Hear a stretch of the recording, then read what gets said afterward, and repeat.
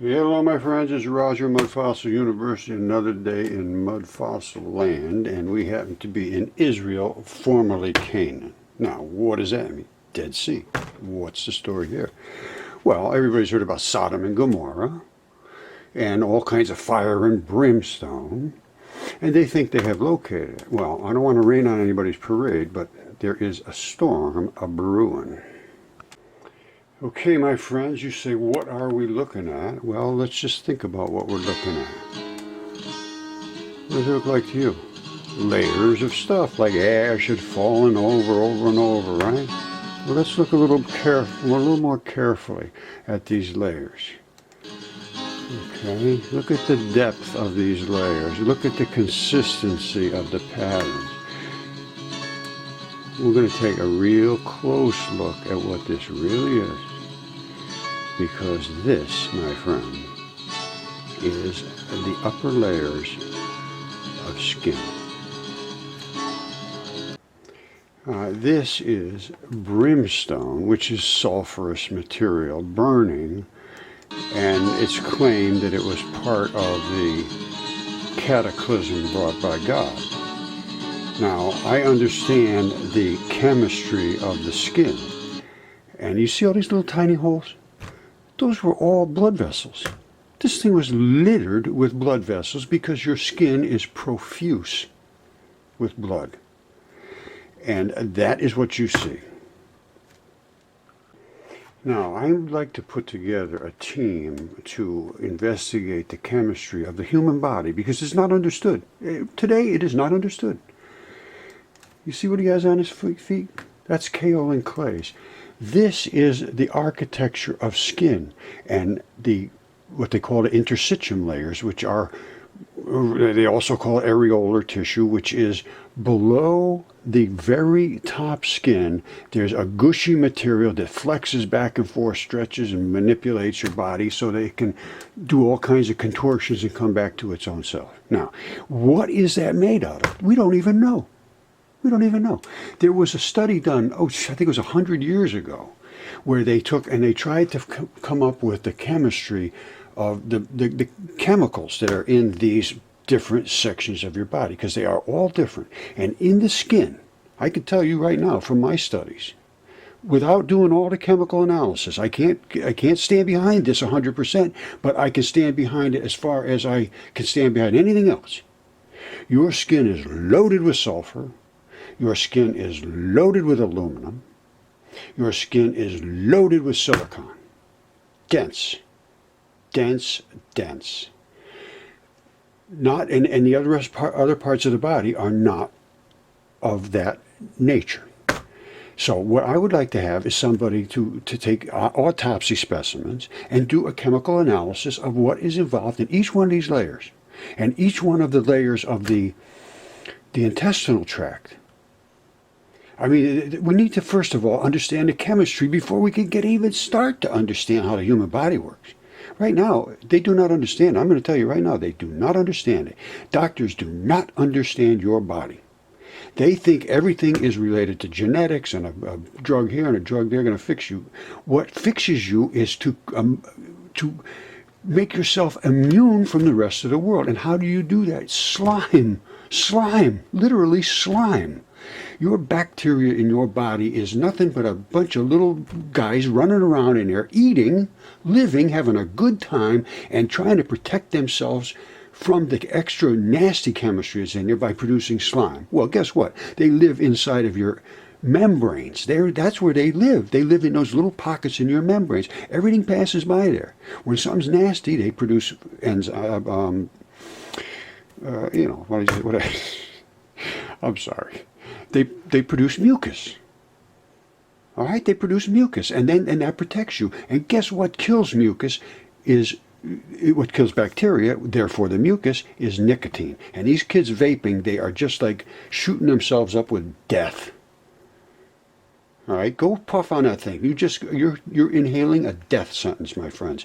Get away from that stuff. All right, next case.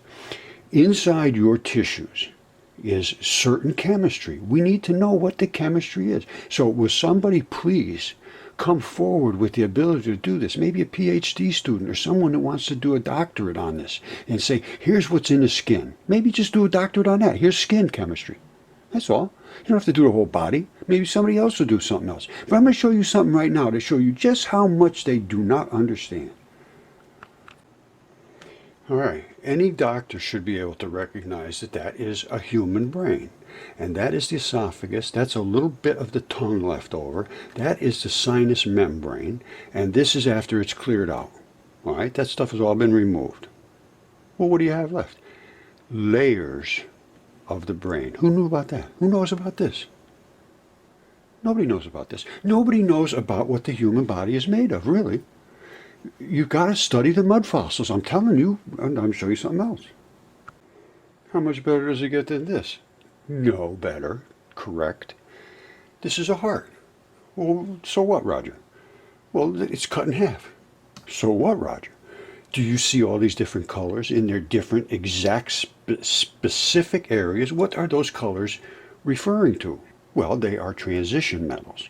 And why are they so important? Because they are what is in your blood. You see that? That's your blood. This is a pocket where it's one or the other. It's been this way or that way. But the metals, I'm sure it was this way, so that was down, and the metals settled down there, and the blood pooled above. These metals are what transfers the things in your body. If you do not have those metals, you will not be healthy. Absolutely 100% guaranteed. What creates those metals?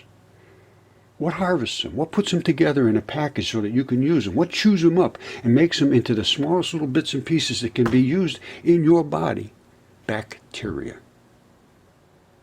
Right? Your body is loaded with bacteria. Your bacteria literally control you. You don't control them. But some people have destroyed their bacteria. Antibiotics is antibacteria. It doesn't, some of it's a little bit selective, but these broad spectrums, they just wipe you out like a cluster bomb.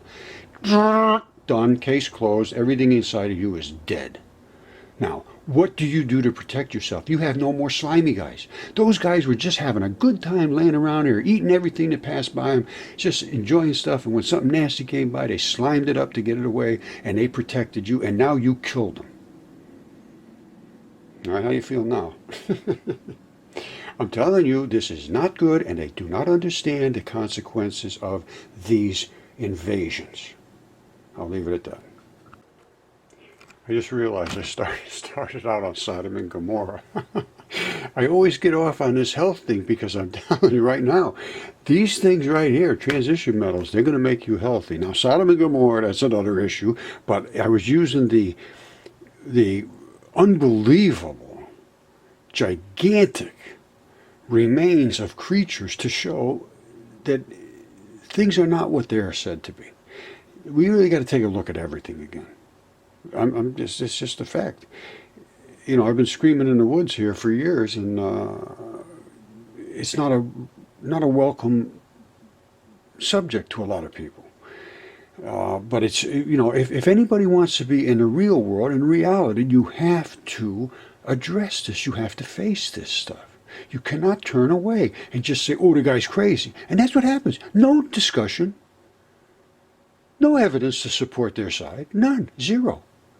I present the evidence, and it's discarded as something not to be looked at because it'll infect your brain or something. I'm not sure what it is, but it's not a good way to be. And I'm finding, just people are coming along and starting to learn to pay attention for themselves, because if you just wait and everybody, and I get this every day. Well, where'd you read this? Who told you to say that? Well, nobody tells me to say anything. I do my own research. I do my own understanding of what I see. I use everybody else's work, of course, obviously. And they're welcome to use mine. But I don't run away from their work. Never, ever, ever have I run away from anyone.